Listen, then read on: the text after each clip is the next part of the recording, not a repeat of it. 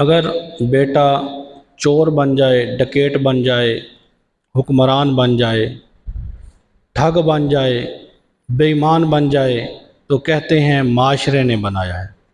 میں ان ماؤں سے، ان ماں باپ سے پوچھنا چاہتا ہوں کہ یہ الزام اپنے اوپر کیوں نہیں لیتے؟ بیٹے کو سنی بنانا ہو، بریلوی بنانا ہو، دیوبندی بنانا ہو، اہل حدیث بنانا ہو، شیعہ بنانا ہو تو وہ تو آپ بے فکر سے ہو کر بناتے ہیں۔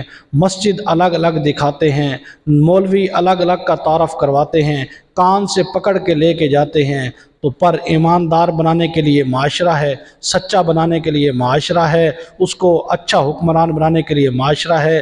جن ماؤں نے ان حکمرانوں کو جنا ہے، اگر یہ 400 حکمران اپنی آدھی دولت بھی اگر پاکستان کو دے دیتے تو پاکستان کے آج یہ حالات نہ ہوتے۔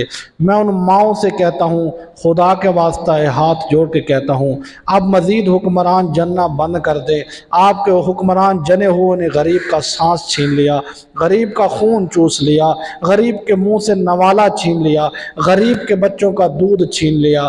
بس کر دو، اب مزید حکمران نہ جنو، اب ہمیں کچھ اور کر لینے دو، کچھ اپنا سوچ لینے دو، کچھ اپنا کر لینے دو تاکہ ہم اپنے پاؤں پر کھڑا ہو سکیں۔ اب مزید حکمرانوں کو ہمارے اوپر مسلط نہ کرو۔